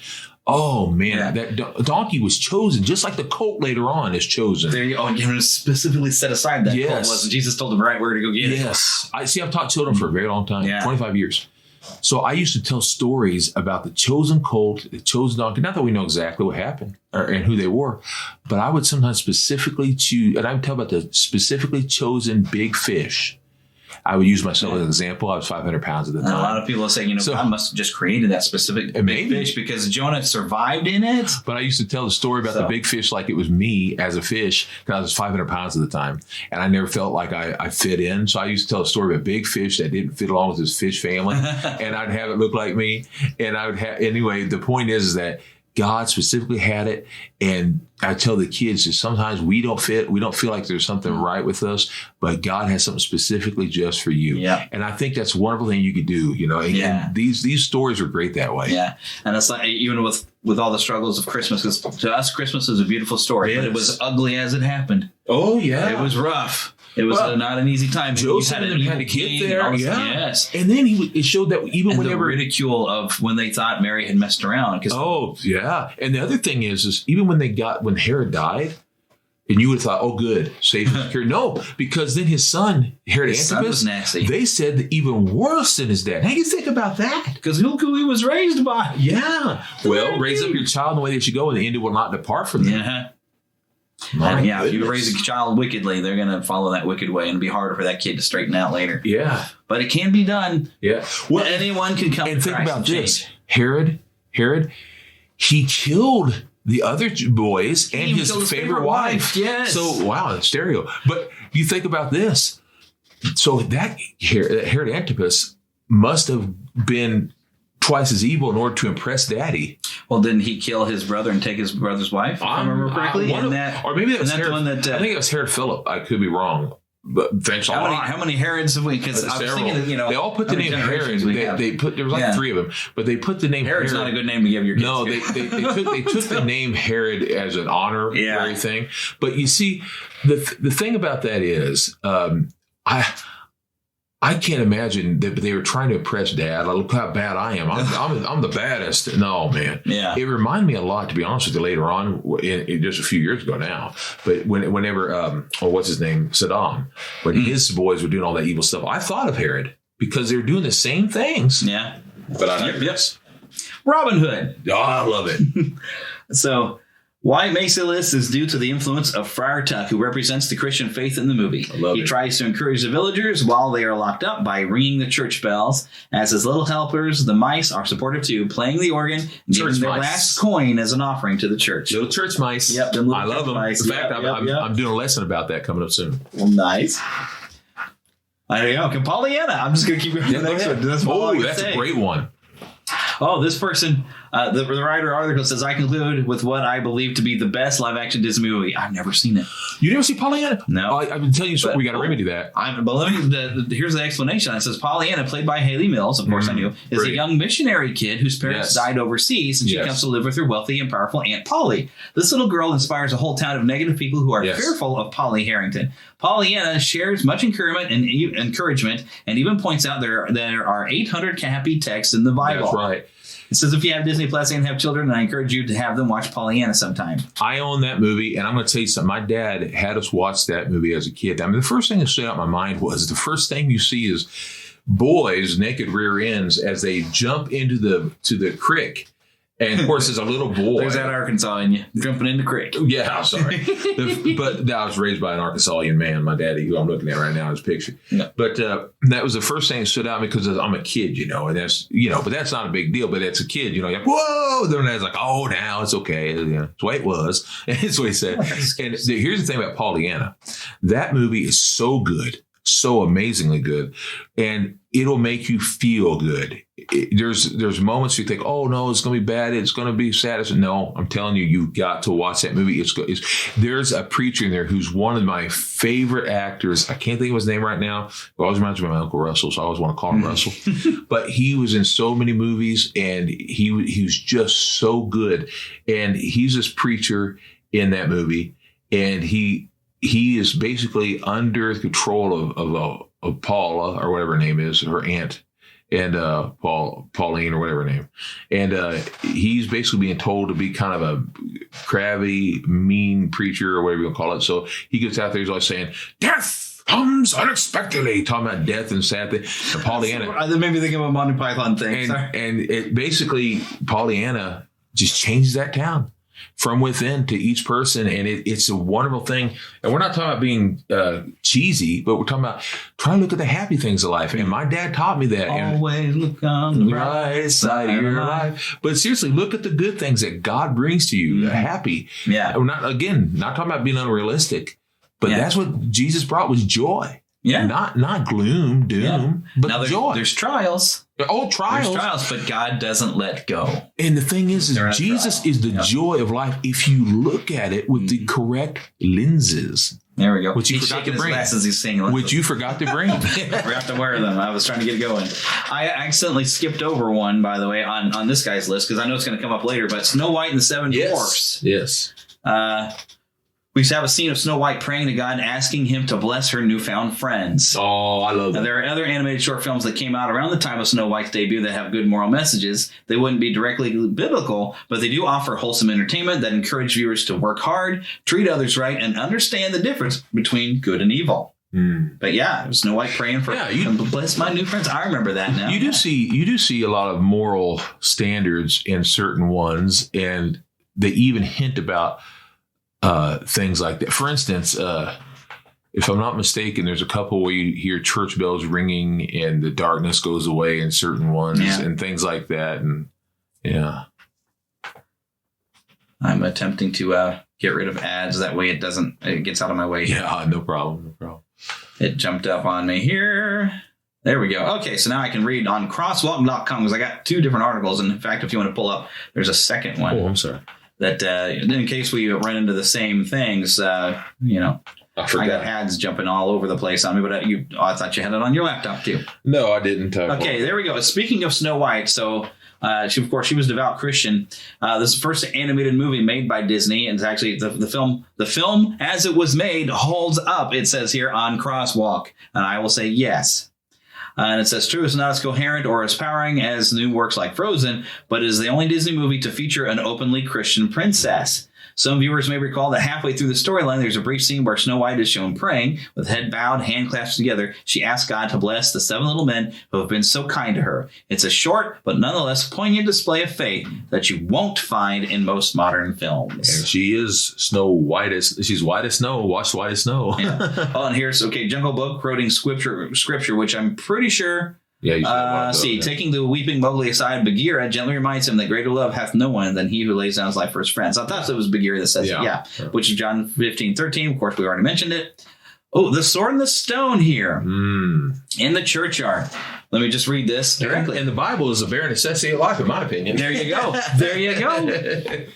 He's found to be content in all things. Amen. And Christ is doesn't need all the riches. Of the jungle. I'm the king of the swing. There you go. Jungle VIP. The Sword and the Stone often gets overlooked by the casual Disney viewer. The movie largely features a handful of random stories loosely tied together by a few characters, so it's understandable if the film never makes anybody's top 10 list. Still, there's a moment toward the end which all Christians should appreciate. In the opening monologue, it's established the fabled Sword in the Stone was considered a miracle to the English people, but quickly wound up forgotten after nobody could free it. Fast forward a couple of years, and a desperate young Arthur is shown running through the street, looking for a sword for his foster brother. It's only then we see where the sword has been resting all this time, in a churchyard. The people of England acknowledge where true authority really lies, and when the sword is finally pulled from the stone, spectators name it for what it is, a miracle ordained by heaven. Christian symbolism doesn't get much better than that. Yeah. So God has chosen the king. Amen. And of course, this is more fairy tale-ish, but God also chose the first king of Israel the second one because Saul went off the rails. Yeah. And so God said, okay, I'm taking him down. I'm anointing him. Yeah, king. because they wouldn't. King David, a man after his own heart. Because they wouldn't listen to God. Yeah. With that first king. They wouldn't listen. Full of himself. Oh, they wouldn't listen. He said, no, wait a minute. You don't need that. Well, they weren't listening to Samuel. And so God said, don't worry, Samuel. This has nothing to do with you. I'm paraphrasing, of course. Right. So this has nothing to do with you. It is all about them. They're not listening. They're not going to listen. It has nothing to do with you, Samuel. It's all on them. And so finally, he let them have their way. But then when they were finally realizing, basically, this is what happens. We don't listen to God. We get our way. And then we're like, oh, what did I do? I know what you did. You didn't listen to God. You went your own way. That's what happened. God told us that. Right unto man, but in the end, it leads to destruction. Mm-hmm, that's right. Lean not to thine own. Lean not on your own understanding. There you go. And it also reminds you that not to follow your heart because there's a lot of corruption in there. That's exactly right. Mm-hmm. There you go, folks. We don't like to hear that, but it's we don't like to hear it because the world is so much follow your heart. It's like, yeah, well, the heart is deceptive. That's right. It's feelings. Feelings change constantly. That's exactly right. Mm-hmm. The heart can say one thing, but on the other end, it can be completely different. So recognize, know your emotions, but don't be led around by your emotions. That's right. Have them. Use them. That's right. But use your head. Yeah, head needs to come first. Yeah, because you have the ability to think. God granted you the ability to think. You are blessed above the animals because you are a human being with the ability to think and reason. And God wrote a book, not for the animals, but for you to read. And if you can store some of that in that brain, it'll come back when you need it. This is why you don't just go by everything you're taught in school, because you are not an animal. Right. You're not an animal. I'm not an animal. I'm a human being. I'm doing reverse of the penguin. Batman Returns. But it's true. I'm not an warm-blooded. Well, because there's a quote from a movie, I'm not an animal. The Elephant Man. Yeah, that's right. I'm not an animal. That's right. That's right, Elephant Man. You were a man. Now, here's one. Let's see if you can figure what this is. The Prodigal Son with animals. That's what they're calling this movie. Mm-hmm. Although most people call it Hamlet with animals, and I have. Oh, I know what it is. The Lion King. That was what they were saying originally. It was Hamlet. It was based on Hamlet. Because I remember some people were mad about that. Like, oh, I love Hamlet. I love Hamlet too. But that's what they were trying to do because there's no way they could make Hamlet in an animated way.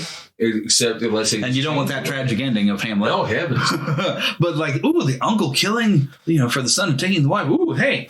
But see, here's what they want to look at. So Simba lives a life of privilege while ignoring all responsibility. And the only thing he cares about is the day when no one will be able to tell him what to do. So after a series of events lead him away from home, Simba decides to embrace a Hakuna Matata foolish lifestyle. While the prodigal son eventually finds himself eating pig's feed, Simba ends up dining on grubs until one day realizes he must return home and face the reality of his actions.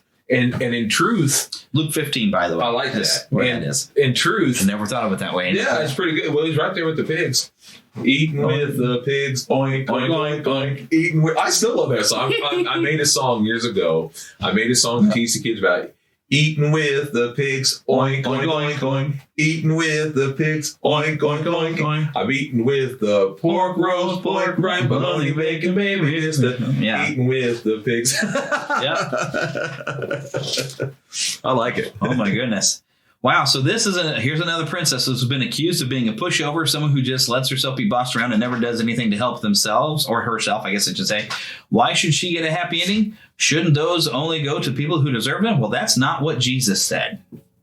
This is Cinderella, and it's all about grace. Amen. The Bible is, in essence, a story of God's grace. And the whole point of grace is that it's undeserved. In fact, Jesus told several parables to illustrate how his grace didn't depend on good works. Just like Cinderella, humanity did not deserve the blessings they received. Amen. We may scoff when the fairy godmother makes Cinderella beautiful, but the truth is Christ does the exact same thing for us.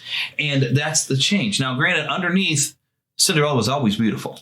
Yeah. But she didn't know it. A godmother shows up, or let's say God shows up in your life. You were already beautiful because he created you, but you become more beautiful when you let him change you. That's right. And it doesn't last till midnight. It's just the beginning of changes, and you're going to grow and become what God made you to be. And when he takes off this fleshly thing and puts on what he meant for you to be, it'll be the most beautiful thing you've ever seen in your life. The other thing that goes right back to that, what I was saying earlier about when you think you're nothing, that you are. And it goes right back to that letting God switch you over. I'm not talking about the fairy godmother. Yeah, but we'll just I'm seeing the symbolism. Yeah, we'll say the symbolism of the Holy Spirit here. Right. Because that's fine, because the Holy Spirit is somewhat of the you could say the mother type in that sense. I'm talking about gentle whisper in the ear. Yeah. And change you over when you allow it. And change everything over in your life. And that's the way it ought to be. Yeah. Change you, your beauty. I could even see, now I'm not saying this is the way it is, but I could even see a little bit of the story of Esther in there. Just a little bit. Yeah. Not a lot, but a little bit, A little bit. But yeah. So I thought that's where they're going to go with that. It's like the change in Cinderella when she meets God. Yeah. I'll drop the mother part of it, but that's the change that she has that alters her entire life. It's the same way when we have that encounter with God and we when we've hit rock bottom, sometimes that's when people come to God. They have to destroy themselves utterly and have nothing. They have to let Satan and his devils the crying right there. Yeah. Her dress has been torn. Like the devil has just come there and ripped it because the devil wants to rip your life to shreds. People of the world, but when you're in pieces, when God can put you back together. People of the world ripping you to pieces. There people you go. that you thought you could trust. Ooh, yeah. And I mean, we'll say the stepmother, the wicked stepmother. Yeah.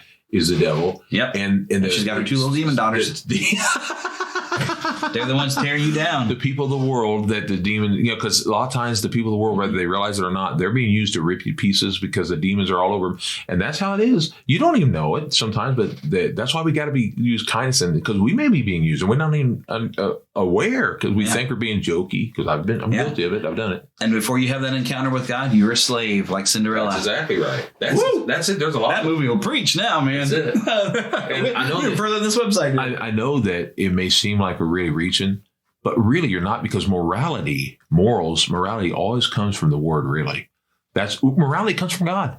Otherwise, you don't have morals. When people say you can find morals with that guy, no, you can't. That's where morals started. Yeah, that's where they come from, and he's ingrained them in you. That's it, because he wanted you to know them. That's why people, when they think that they can have morals. And a lot of times they try to build morals of their own. That's why they're not very moral. Right. Immoral morals. It's a morality they invent for themselves. And then they try to judge God by their own morals. Who are you? Where were you when he laid down the foundations of the earth? That's in the Bible too. I just read it. I feel like I'm quoting the old Karma song. That's in the Bible too. Exactly. There's actually another thing I want to pull out. This website's pulling up Robin Hood as well. I'm talking about the Friar Tuck, but I thought this was interesting. Ultimately, it's the threat of losing Friar Tuck which spurs Robin and his allies to finally take back their home. Just goes to show that a true disciple of Christ can have an impact well beyond their own life. Yes. And we can even change the course of a kingdom. I was actually watching a movie with my mother for just a few minutes last night. I love the old 60s and 70s movies, just all of them, because they have, back then, every actor of the 40s, 50s, 60s, all that, a lot of them came from radio and theater. And so they were all very good character actors, or they had good characteristics. And so when people, they were very in tune to who they were, and they would just use what characteristics they already had with their voices, or whether people just use them. They're like, I think we're going to use them. I don't know. I'll just make up someone, but I'll just use these people that they're so good at that type of character. And they use them. So one of the people in this Western my mom was, and it was kind of a goofy, fun 70s, early 70s Western. You kind of love, they're corny, but they're fun. And one of the guys that was in there playing, he wasn't a preacher, but he was someone else in the, like a mayor or whatever. But it was a guy with a big bushy white eyebrows who played Friar Tuck in that Robin Hood movie. Oh, we're in that great voice too. He has some messed up teeth this way. He's like, at the end, we complain about messed up teeth. Yeah, oh man, me too. But he said something to the effect of, well, that's what happens when you don't get things right. And I was like, that's. And then he said something. He started quoting the Bible at one point, and I can't remember what verse it was, but he said, "Lord, help us for this." And I was like, I love that voice. Good impersonation there. Oh, well, I try my best, but you know, that actually does remind me. Speaking of Duke. The Duke John Wayne, the man who shot Liberty Valance. Yes. Where basically you kind of get the idea that he knows Jimmy Stewart's character can change that town without violence, but he just needs that bit of protection. Yeah. And he needs to make that guy into a hero. So so John Wayne's character, you never find out that he was the one that actually, shot the bad guy Liberty Valance. But he needed, of course, the guy who could make the change because he was holding on to basically some Christian values. He's kind of being a coat, if you will. He's being like a coat to protect, almost a bulletproof vest. It's Robin Hood and Friar Tuck. That's it. He knew who could change the town, who could fix things with Friar Tuck, the example. Now, here we go. Now, this is when it says this movie features God's nicest angel. I'm not sure exactly what we go on there. But one character kneels by her bed and begins to pray. It's me again, she tells God. I need someone to be my friend, someone who won't run away. Maybe send me an angel, the nicest angel you have. Who did she get? Stitch. There's little Lilo praying. That's cute. I like Stitch. Isn't this the thing where we see? So maybe it's saying maybe the Lord does work in mysterious ways, because Stitch, he comes in like us. He's just full of selfishness and he's evil. Yeah. We're all kind of got that. He almost looked we try to deny that we're pretty rotten. Yeah. But it shows that he can change because love. Yeah. He gets a family, and we get brought into the family of God with love. And that love, when we get the love of God in us, it changes us. Yeah. Just like, and where Stitch saves his family, even if his family is little and broken, so is ours. That's a cute movie, and I love when he dresses like Elvis. That's my favorite part. That's really my favorite part, when he dresses like Elvis. First of all, I'm an Elvis fanatic. Plus, that year when it came out, they were celebrating Elvis. I hate to say they were celebrating his death, but it was the year, it was like the 25th anniversary of all that. And I remember that I was deep in Elvis at the time. I always am, but at that point especially. And they brought out a Happy Meal toy that dressed like Elvis, but he's rock and roll, so I have still. But he was, back and forth. I'm giving all my Stitch stuff to my niece. She's fanatical about it. I'm even buying her some things. But she's fanatical about Stitch. But that was just a fun movie, and to think of him as a little angel is so cute. Yeah. He's just so cute. That's just like that thought. Yeah. But although you and I, we don't become angels when we die. No, we don't. Yeah, we're completely That's different. a good point. So we don't become just angels. To make that separation. Yes, thank you, by the way, for saying that. It's true. But what we got, this is going to be a longer segment than I thought. I don't know if I'm even going to get news into this thing. But if you heard news in this podcast and I squeezed something in, I got a lot of stuff that got left behind last week. But there's so much good stuff here. Because even now we're getting outside of the vintage, although this is still a great movie. I love it. So this particular movie is a gospel allegory.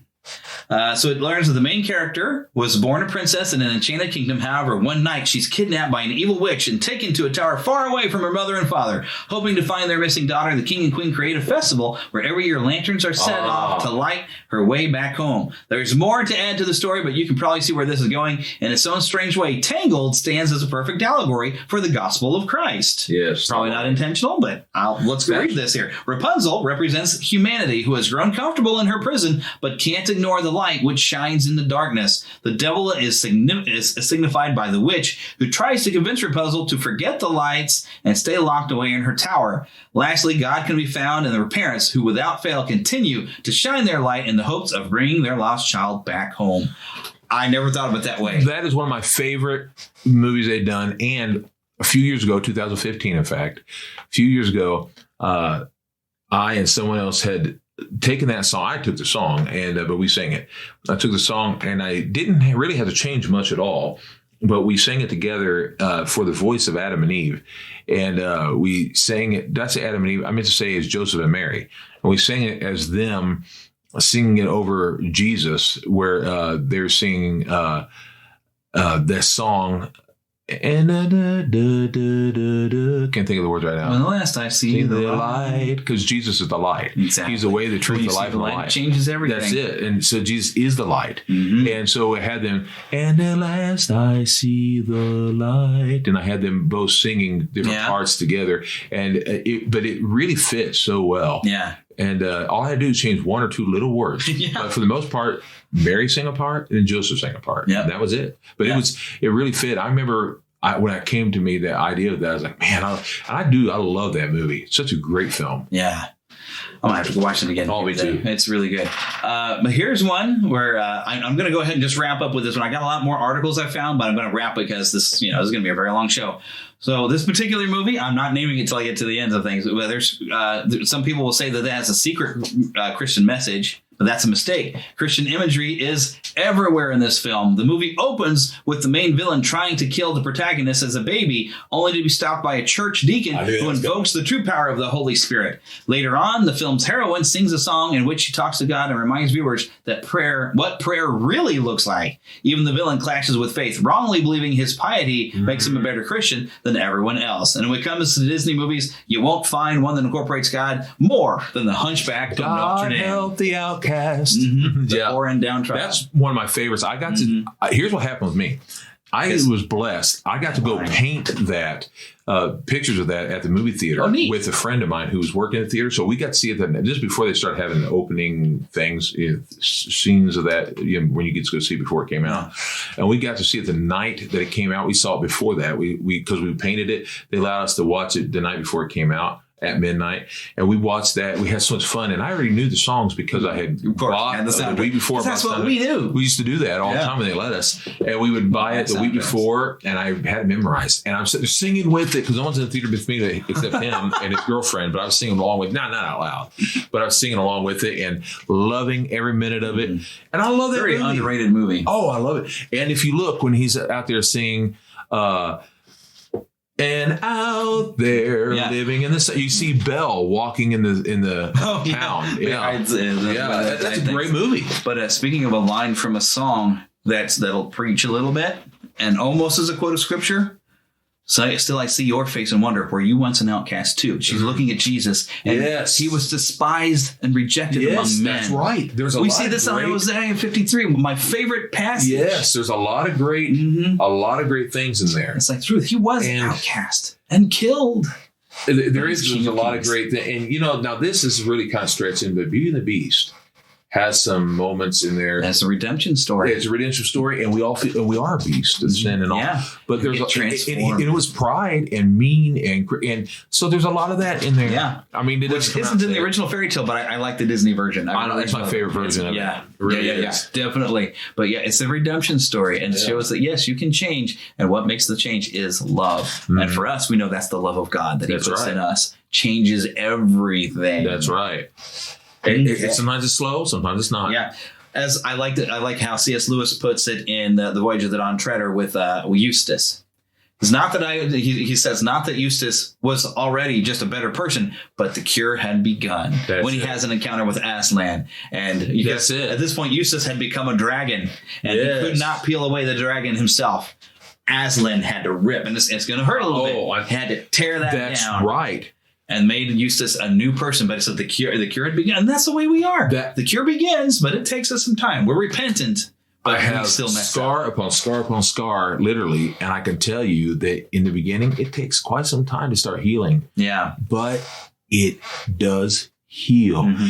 It's like with any kind of healing with let's say, losing someone. It never gets completely well. You're always going to hurt a little bit emotionally, but through time, it does get better. Just not 100%. You're always going to hurt a little. Yeah. But it won't hurt as bad a year, 2, 3, 4, 5, 10 years from now. But it will still hurt a little. You'll have the scar will still be there. But it doesn't mean it's going to hurt like you just got cut. Right. Yeah. And just because we've repented doesn't mean we don't backslide or we stumble. Right. We still do stuff. There's times because the first thing when I became a Christian, when God said straight up to me, we got to work on that temper, boy. And mine was lying because I used to tell tales. Now, I don't mean I would just go out like, but I would tell tales about, whether I owned this toy or that toy, or I would just tell tales because I had an imagination. But God told me that I could use that imagination to tell good tales, like tales and I didn't know it was going to be later on me teaching children and other people, but the imagination can be used for good or evil. Yes, it can. Like anything. There we go. But speaking of using imagination for good, Walt Disney, and he credited creativity that it was always refined by his faith. That's right. And that's, I think, where I'm going to wrap this up. What about Johnny Appleseed? Oh, my goodness. Why has nobody said anything about Johnny Appleseed? Of course, I just covered this a few episodes ago. Actually, we kind of came back to it, to Johnny Appleseed, which, now, granted, we've looked at John Chapman, and he was kind of a bit of a kind of weird off this thing. It was it was all more of a works-based, and it was a bit of a he was taught thing. That way, he kind of went off the rails just a bit, but if you watch that Disney film, that's right. The seed was there. The seed is there. Oh my goodness! But yeah, we covered it, and we like to. We're going to be watching that in a couple weeks, right here in the church. We like to do it. Oh, next Sunday already. It's Apple Fest. But yes, because the Lord is good to me, so I will thank the Lord for giving me the things I need: the sun and the sun, the rain, and the apple. And the apple seed. I always want to say the sun and the moon. Good to me. That song teaches you to be thankful. That's right. And the simple things of how blessed we really are for simple things like apples. That's right. And I think we can wrap this segment up right there. That's right. Okay. We want to remind you to go to neverlandpodcast.com.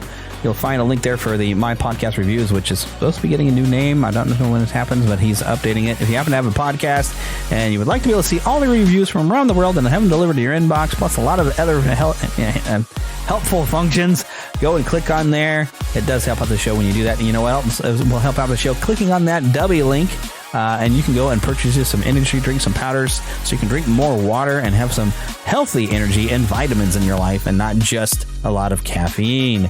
Also, of course, don't forget our Patreon link. You can find there at neverlandpodcast.com. Come and be a donor. You can listen to these shows without the ads other than the ones that I read directly on the show. You'll hear some gaps of where I'm making a spot so I can insert the ads from our podcast hosts. Also, we want to thank Karen Kennedy, Ricky Pope of Christian Nerds Unite, and Darren Wilhite of the Wilhite and Wall Show for helping us with the intro to the show.